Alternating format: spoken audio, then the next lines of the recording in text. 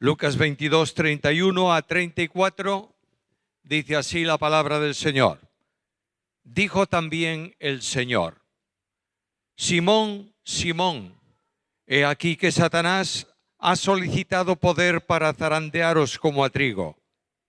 Pero yo he orado por ti para que tu fe no falle. Y cuando te hayas vuelto, fortalece a tus hermanos. Él le dijo: Señor, estoy dispuesto a ir contigo no solo a la cárcel, sino también a la muerte. Y él dijo: Pedro, te aseguro que el gallo no cantará hoy antes que tú hayas negado 3 veces que me conoces. Estamos en el penúltimo de los dobles llamados del Señor. Hemos considerado 4 en el Antiguo Testamento, arrancamos con 1 en el Nuevo, que era el de Marta, y el siguiente del Nuevo Testamento, penúltimo de los 7 dobles llamados en la Biblia, tiene que ver con Pedro. Simón, Simón. Y en este doble llamado, el Señor está invitándonos a un reconocimiento de nuestra debilidad y a un retorno sin condiciones a Él en una vida de fidelidad. La fidelidad no es una opción de vida cristiana, es la única forma de vida cristiana. Por una razón, porque cuando nosotros creemos en Cristo, no solo hablamos de Cristo o estamos cerca de Cristo, es que Cristo está en nosotros. Y la vida de Cristo se hace vitalmente nuestra vida personal. No podemos tener vida eterna si Cristo no comunica esa vida. Por tanto, el que se hace vida en nosotros nos da por medio de la acción del Espíritu una vida de compromiso como la suya. Es verdad que Él tiene un compromiso en relación o en dimensión infinita. Es verdad que Él es santo, no pudo pecar ni pecó. Es verdad todo esto, pero nosotros estamos llamados a vivir a Cristo. Y Pablo dice: porque para mí el vivir es Cristo. De manera que si Él fue fiel, yo que vivo a Cristo tengo la obligación moral de reproducir a Jesús por el poder del Espíritu y ser también fiel. De ahí que la Biblia me dice: sé fiel hasta la muerte, y yo te daré la corona de la vida. Normalmente divido el tema con 3 aspectos del mensaje. Voy a dividirlo también hoy en 3 puntos. Yo soy el hombre de los 3 puntos. Voy a dividir el tema en 3 puntos, pero de acuerdo con lo más destacable del entorno textual que hemos leído esta mañana. Primeramente, Simón. Segundo, Satanás. Tercero, Jesús. Ahí está el gran contenido de este pequeño grupo de versículos que leímos hoy. Primeramente, Simón. Simón es el personaje, humanamente hablando, central del pasaje. Ahí va el Señor Jesús después de la cena, después de la oración, van camino de Getsemaní y no se nos dice por qué, ni cómo, ni de qué manera hay esta reacción de Cristo dirigida a Pedro o estas palabras de Jesús. Y es muy interesante notar que el Evangelio, los evangelistas, concretamente Lucas, hace ahí una aproximación para enlazar con lo anterior y dice simplemente: dijo también el Señor, pero esa es una frase indefinida. Lo que sí es evidente es que el Señor le dice: Simón, Simón. Se para un momento en el camino y se vuelve a él y le dice: ten cuidado, Simón. Es lo que está diciendo el Señor a Simón en este versículo. El nombre, yo voy a ocupar muy poco tiempo en el personaje. El nombre Simón es conocido, es el nombre de Pedro. Pedro se lo da el Señor, pero al principio su nombre de pila, digamos así, hablando en castellano, es Simón. Y este Simón aparece de primero en todas las listas de los apóstoles. No importa cuál sea el evangelio que tú busques, el primero de todos ellos, Simón. Incluso Lucas en Hechos, en el capítulo 1, en el versículo 13, que da la lista de los que estaban orando y menciona a Simón. No quiere decir que Simón fuese más importante que el resto de los apóstoles, pero es un auténtico líder. Es el que dice, el que habla, el que va adelante en muchas cosas, el que propone y es el que predica también. Hay otra razón específica en eso que veremos enseguida. Pero su nombre es Simón. Y de pronto Jesús le dice, tú te llamarás Cefas, piedra, roca, paréntesis. Muchas veces los evangélicos solemos decir que en griego hay dos palabras, y es verdad, para hablar de piedra y de roca. La piedra es chiquita y la roca grande. Y decimos, aquí el Señor utilizó la palabra piedra. Cristo no hablaba en griego, hablaba en arameo. Y ahí no hay distinción. Es Pedro el que distingue y el que dice después de esto, es Pedro el que dice, la roca es Cristo. Ahí está la solución del conflicto y del problema. Ahora bien, el Señor le llama así, le pone este nombre, piedra, puede ser que sea por solidez, por dureza de carácter, no importa por qué. El Señor lo califica de esta manera. Es uno de los 3 apóstoles del llamado círculo íntimo.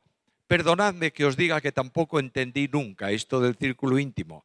¿Es que los otros no están en intimidad con Cristo? Sí, pero lo que está haciendo el Señor es tomando a 3 personas de aquellos 12 para que estén presentes como testimonio que la ley determinaba o establecía, un testimonio creíble de las cosas que se van a publicar. Y aquí el Señor escoge a estos 3 que están presentes en momentos claves de la vida de Cristo. Simón Pedro.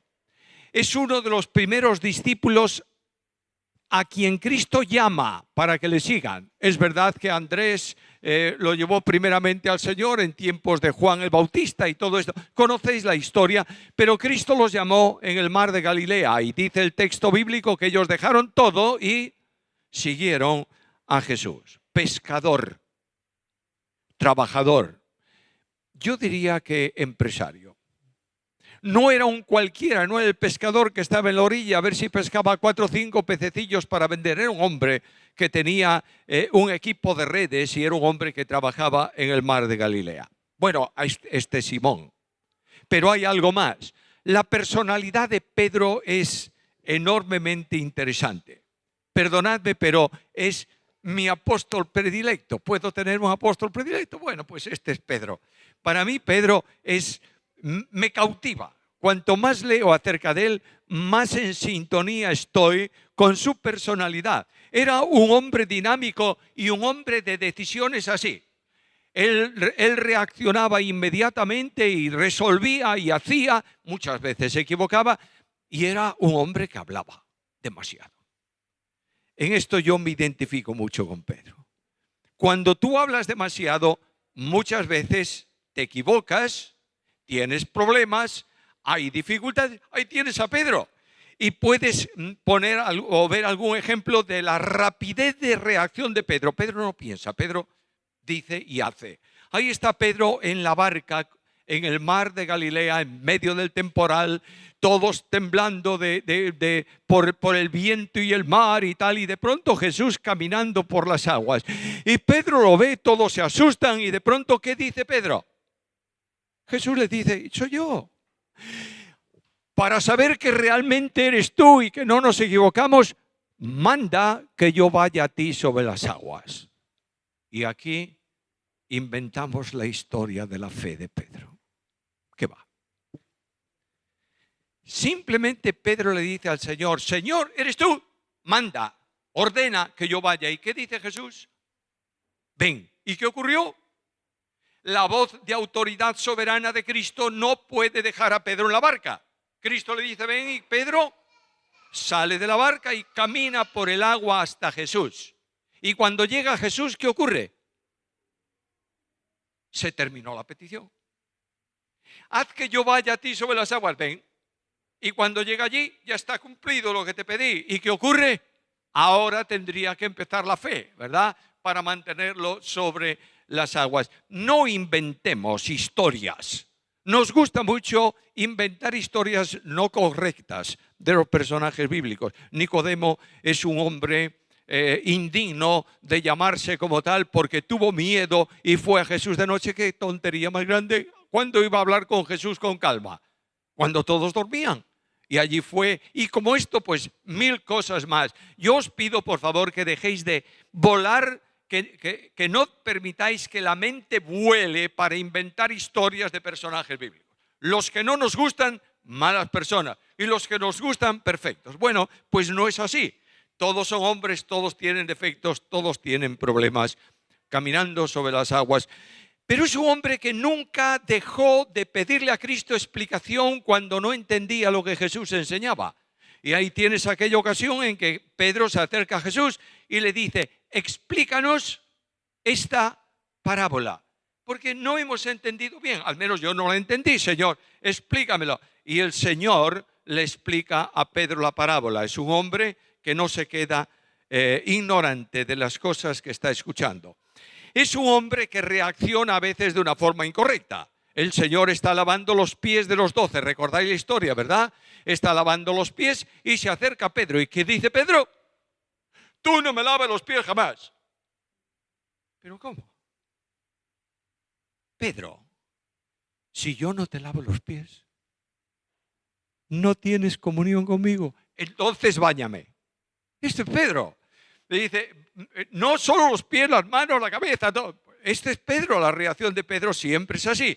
Es un hombre muy especial, pero tiene momentos claves la vida de Pedro.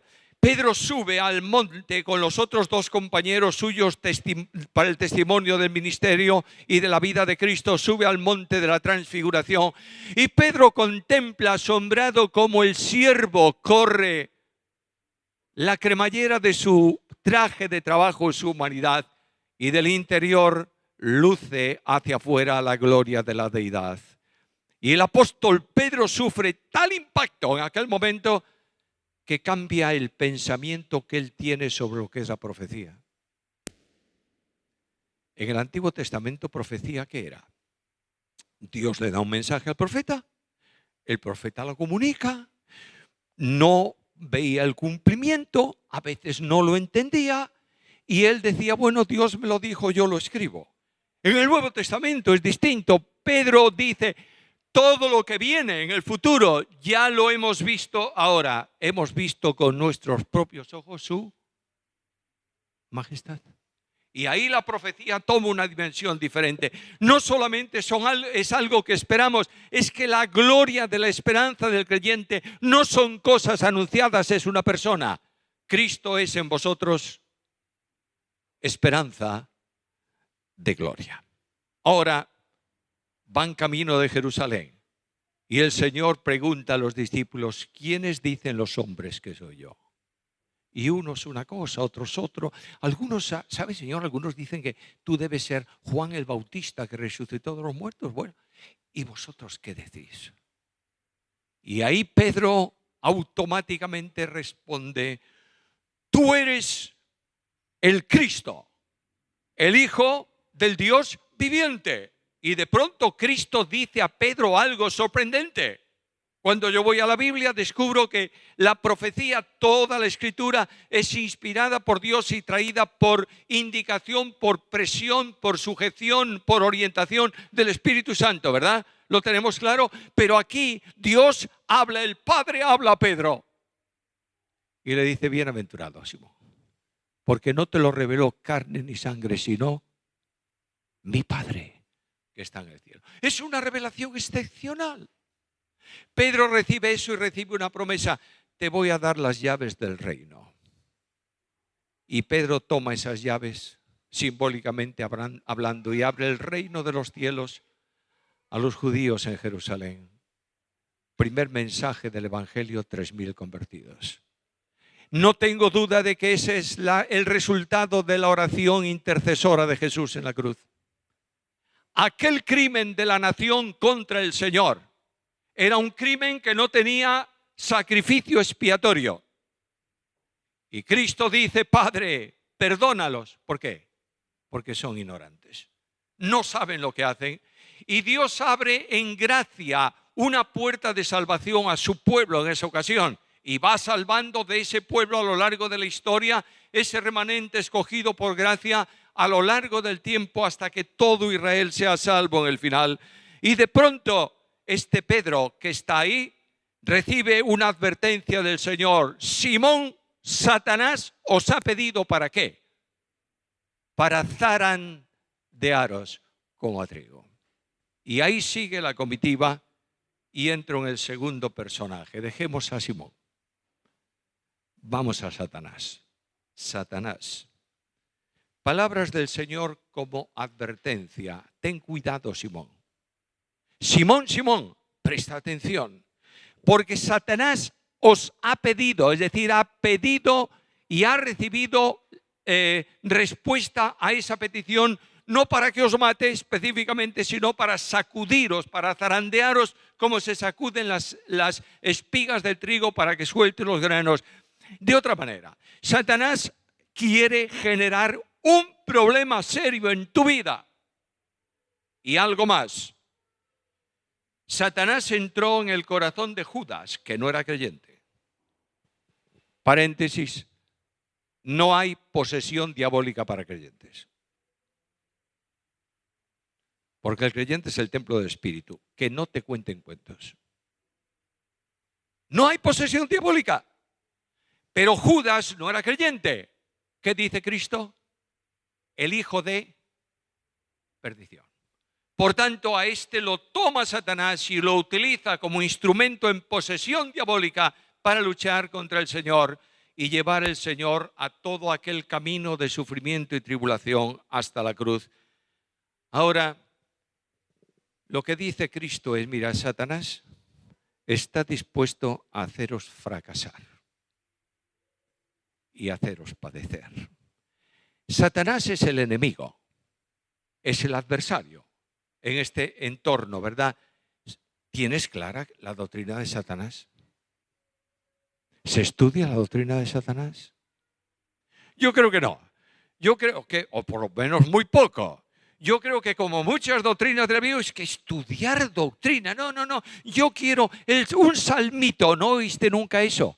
Como si el salmito fuese algo sin contenido que se utiliza, pues yo qué sé, para alegrar la congregación. La Biblia es la doctrina de Dios. ¿Crees eso o no? Y dentro de la doctrina de Dios está la doctrina de Satanás. Permíteme recordarte lo que sin duda alguna tú sabes. Satanás es un ángel creado por Dios. Dios creó los ángeles en un solo acto creacional. Trajo todos los ángeles a la existencia. Y entre los ángeles este querubín, cuyo nombre era Lucero, hijo de la mañana, y que después, más tarde, recibe el nombre de Satanás. La profecía de Ezequiel en el capítulo 28 describe la creación de este ángel. Es, por tanto, si es un ángel, es un espíritu. ¿Tú lo ves? No. ¿Está aquí? Yo no lo sé. No es omnipresente, pero no tengo duda ninguna que alguno de los suyos está aquí hoy. No hay duda ninguna. Y este Satanás es un querubín. El querubín es una especie o un orden de ángeles cuya misión específica tiene que ver con la custodia de la santidad de Dios. De manera que cuando el hombre peca, entre el árbol de la vida y el hombre que puso Dios, querubines y una espada que se revolvía. De manera que cuando voy al Salmo 24, leo aquellas palabras: ¿quién estará en el monte santo de Dios? ¿Quién? El limpio de manos, el puro de corazón, el que no ha elevado su alma a la vanidad ni ha jurado con engaño. ¿Quién es ese? Nadie. Solamente Jesús, ¿verdad? Y solamente su pueblo en Cristo tiene esa posición delante de Dios. Y las puertas que custodian, todo es simbólico, es figurativo en el Salmo, las puertas que custodian la entrada a la presencia de Dios reciben una instrucción: levantaros y dejad pasar. ¿A quién? Al Rey de Gloria. Ah, bien, que pase. Pero no te olvides que ese Rey de Gloria es un hombre revestido de gloria, ¿verdad? La humanidad del Señor entra en la presencia de Dios. Los querubines. Era un ser perfecto, sabio, enormemente sabio. No quiero decir con esto que no haya aprendido a lo largo del tiempo. Claro que lo hizo. Satanás es un ser inteligente que aprende. Y Satanás quiso destruir el testimonio del hombre en relación con Dios. Al principio no lo consiguió, y sigo por la historia adelante. Y de pronto dice Satanás, el problema que tengo, ¿sabes cuál es? Que el hombre está leyendo la palabra de Dios. Quememos la Biblia. ¿Y quemó la Biblia? ¿Y dejaron de leer la Biblia? ¿Qué va? Esto no es el camino. Entonces persigamos y matemos a los cristianos. Y lo hizo. ¿Y dejó de haber cristianos? No. Y dice en nuestros días, bueno, qué tontería más grande. ¿Quieren Biblias, verdad? Biblias. La Biblia, Reina Valera actualizada, Reina Valera 77, nueva versión internacional, la Biblia de las Américas, Nácar Colunga, y luego después dentro de eso la Biblia del pastor desidioso, la Biblia del pastor enterado, la Biblia de la mujer, la Biblia de no sé qué, no sé cuál. ¿Quieren Biblias? Tome Biblias. Puedes tener 30 Biblias en tu casa, lo importante es que no lea ninguna. ¿Comprendes esto? Satanás progresa en el conocimiento y cambia de actividad. Ahora este ser tan perfecto, tan conocedor, tan sabio, está vestido con un ropaje tan glorioso que se compara 3 veces en la Biblia, con el pectoral del sumo sacerdote, con las piedras de la ciudad santa, y está vestido de esto. Es un espíritu, ¿cómo se va a vestir de piedras? Bueno, estamos hablando de figuras de lenguaje, ¿verdad? Y este ser tan bello, tan extraordinario, tú sabes que muchas veces se pintaba a Satanás como una cabra con cuernos. Eso es lo que él quiere, que piensa que soy así. Pero Satanás se disfraza ¿de qué? De ángel de luz. Y Satanás viene y ese vestido glorioso y esa capacidad la va a usar específicamente para sacudir a los creyentes.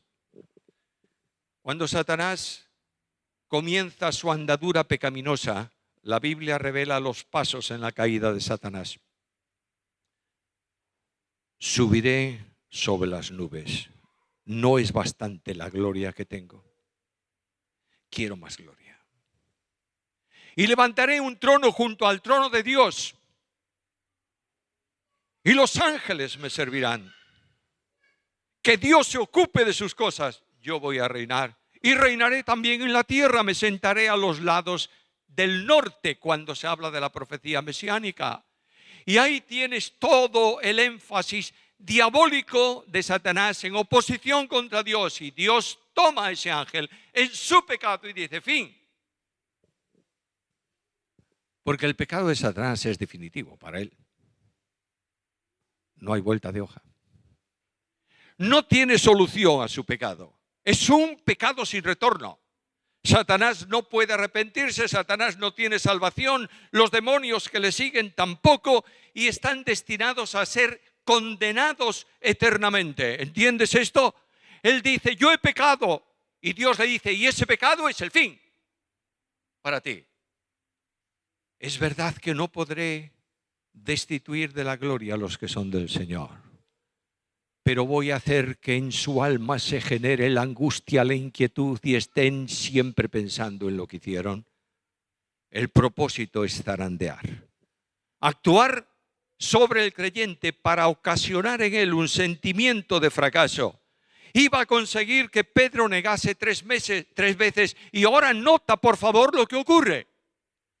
En ese momento la mirada de Jesús produjo en Pedro una angustia, yo diría, vital. Y Pedro dice, ¿qué hice yo? Soy un miserable.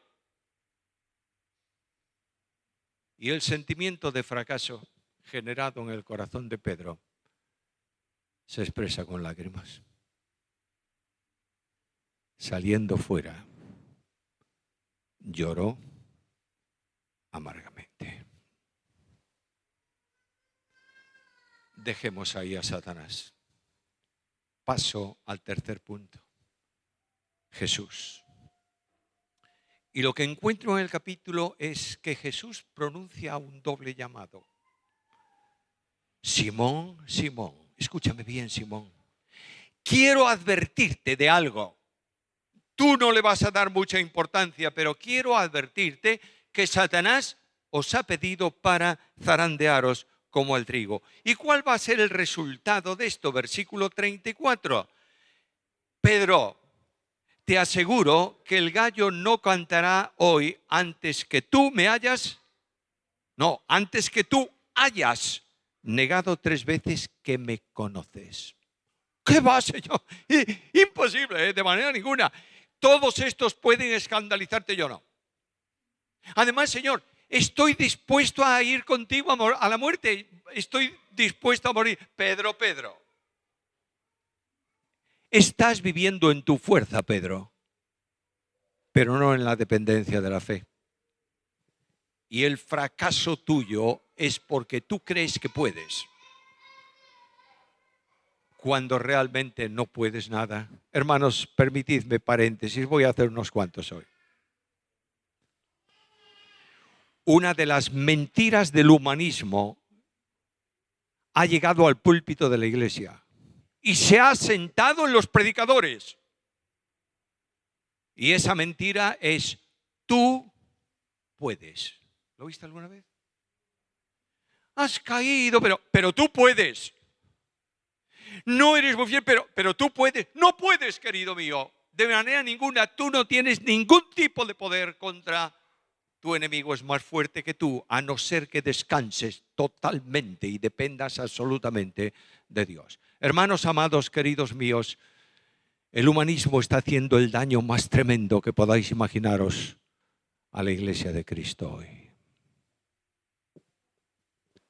Es la filosofía de la mentira.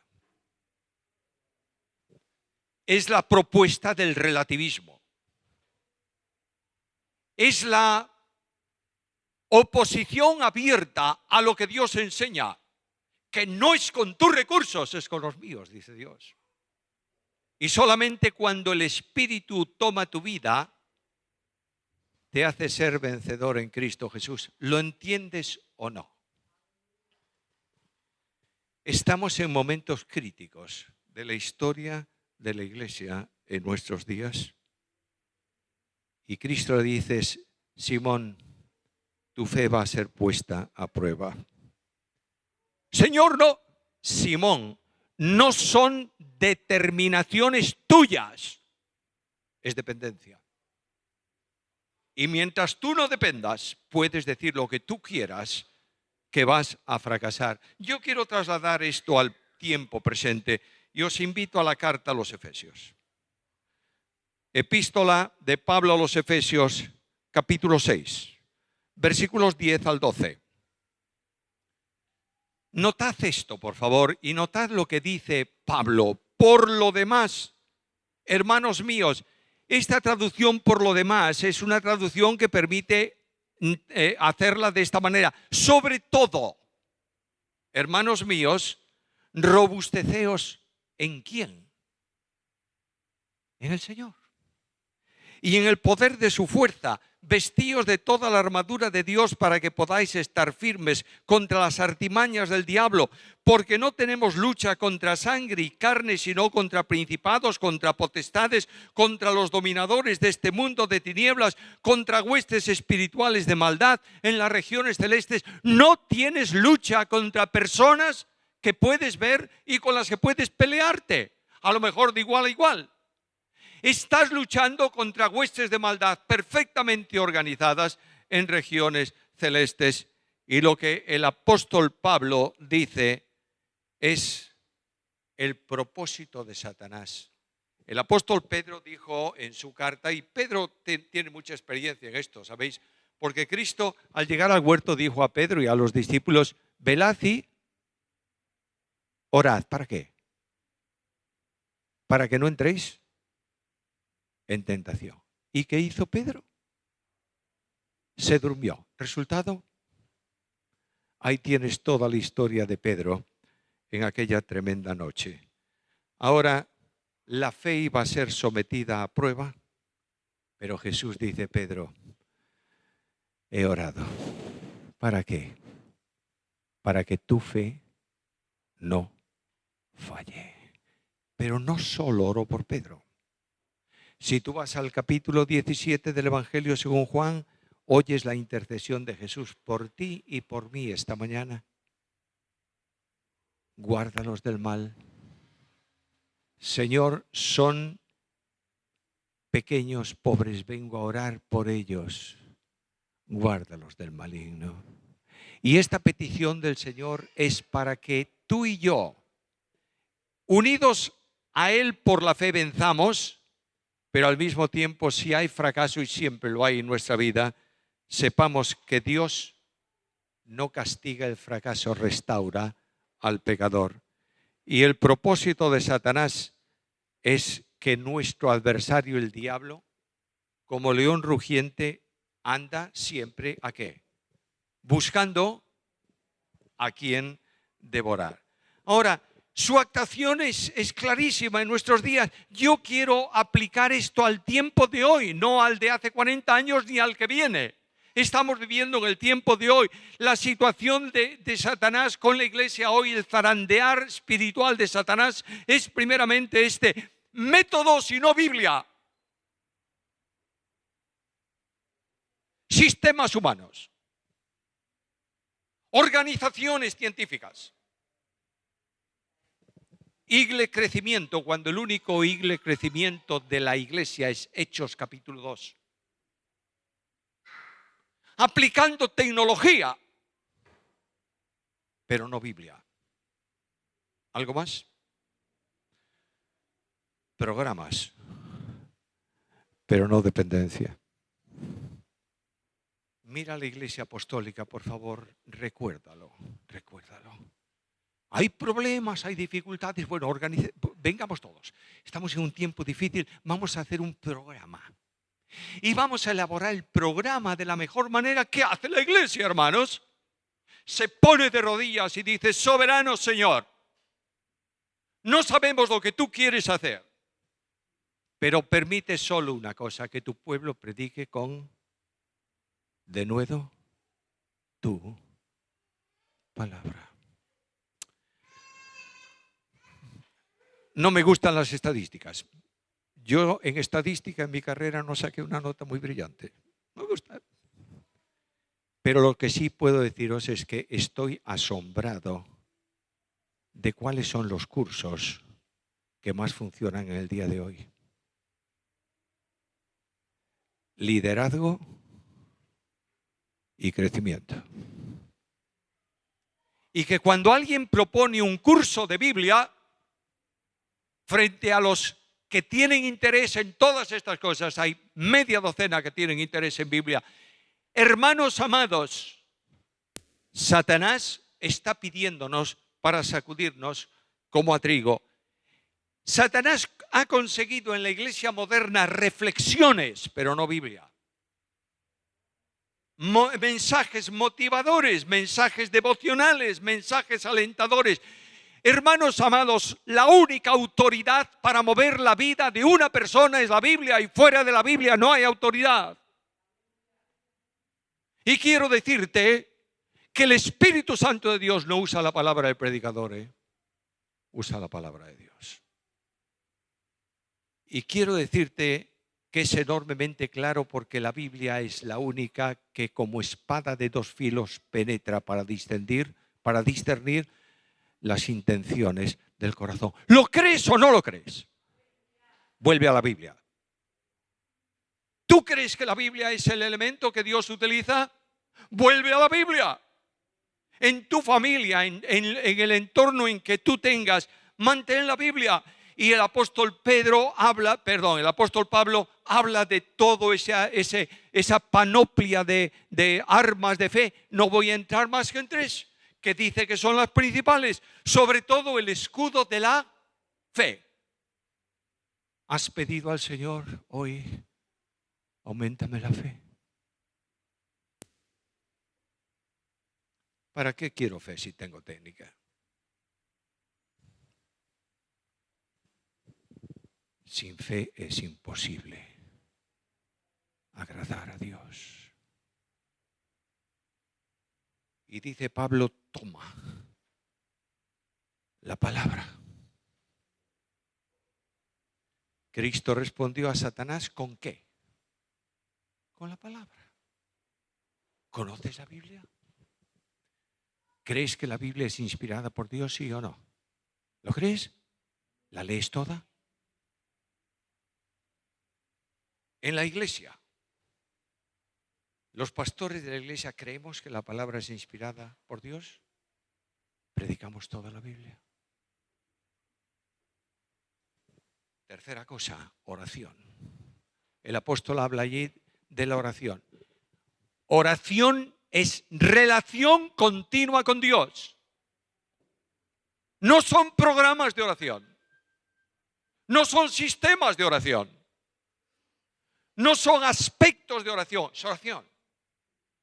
Y oración es estar en contacto permanentemente con el Señor y decir al Señor, no puedo sin tu ayuda, Señor. Aquí estoy con mi miseria y con mi necesidad. Hermanos amados, dejémonos de historias, de cuentos de nuestro tiempo actual. La iglesia necesita orar sin condiciones, conducida por el Espíritu Santo de Dios. ¿Lo entiendes o no?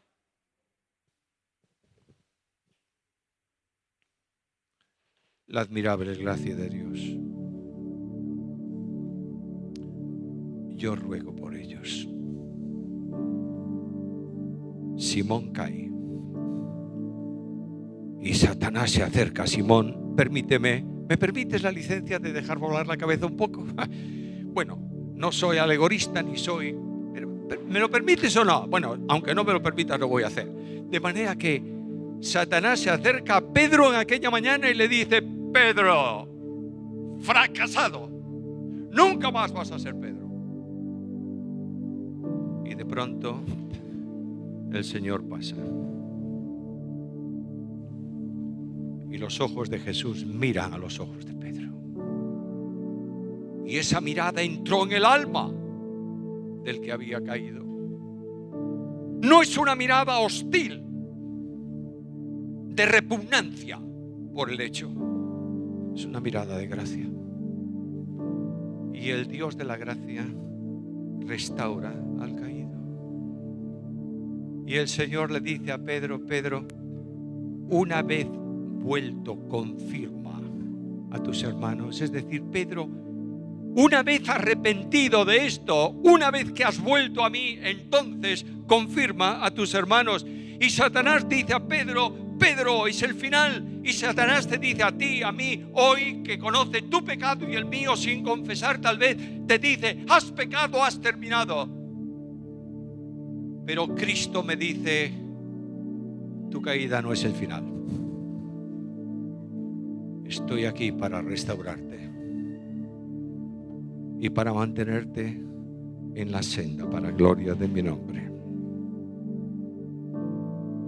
La caída de un creyente es un golpe en su vida, pero no el fin de su vida. Y Dios me trae esta mañana aquí para preguntarme, Samuel, Samuel, ¿cómo estás? Y te trae aquí para preguntarte, ¿cómo estás tú? ¿Dónde estás? Tal vez estés saliendo en tu alma para llorar amargamente, pero Dios tiene gracia para tu vida. Necesitamos un retorno a la fe sin condiciones. Necesitamos un regreso a la Biblia sin condiciones. Necesitamos un volver a la oración sin condiciones. Y necesitamos esta mañana confesar delante del Señor y decir, Señor, Señor querido, quiero vivir para tu gloria. En el año 1836, una mujer en Inglaterra, Carlota Elliot, joven de la sociedad alta inglesa, vivió como vivían las jóvenes de aquel tiempo, religiosas el domingo, perdidas durante toda la semana. Y aquella mujer sentía en su alma el fracaso, la soledad, la angustia Y un día el Señor permitió, no sé por qué causa, no tengo esos datos de la historia, permitió que se enfermase gravemente. No podía moverse casi. Y un día la familia invitó al pastor de la iglesia para que viniese a cenar con ellos, y estaban cenando, y cuando terminó la cena, esta mujer se puso violenta en la mesa y le dijo: pastor, usted puede decir lo que quiera, pero yo no puedo aceptar que Cristo no entienda mi vida y me haya dejado aquí. Es una miseria, es una desgracia, no quiero saber nada de él. Y el pastor le dijo a la familia: déjenme un poquito con ella. Y se acercó a ella y le dijo: Carlota, ¿sabes lo que estás diciendo? Estoy fracasada y no tengo salida. Y yo quiero decirte, le dijo el pastor, quiero decirte que vuelvas a Cristo. Y ella dijo: ¿y cómo? Tal como estás. Y pasando un tiempo, esta mujer escribió, entre los muchos himnos que escribió un hermosísimo himno que dice: tal como soy de pecador, sin más confianza que tu amor, ya que me llamas, acudí. Bendito Cristo, vengo a ti. No sé si alguno de vosotros quiere venir a Cristo así esta mañana y quiere decir al Señor: aquí estoy, Señor, ya ves cómo estoy, pero vengo a ti. Tú me llamas, yo acudo. Bendito Cristo, vengo a ti. Querido Padre, gracias, Señor, porque tu Hijo intercede por nosotros y somos más que vencedores en Él. Gracias porque nuestro adversario ha sido derrotado en la cruz. Oh Dios nuestro, danos fe para volver a ti. Haznos amar tu palabra. Bendice esta iglesia, querido Padre del cielo, y condúcela por sendas de justicia por amor de tu nombre. Despídenos con tu bendición. Por Cristo Jesús. Amén.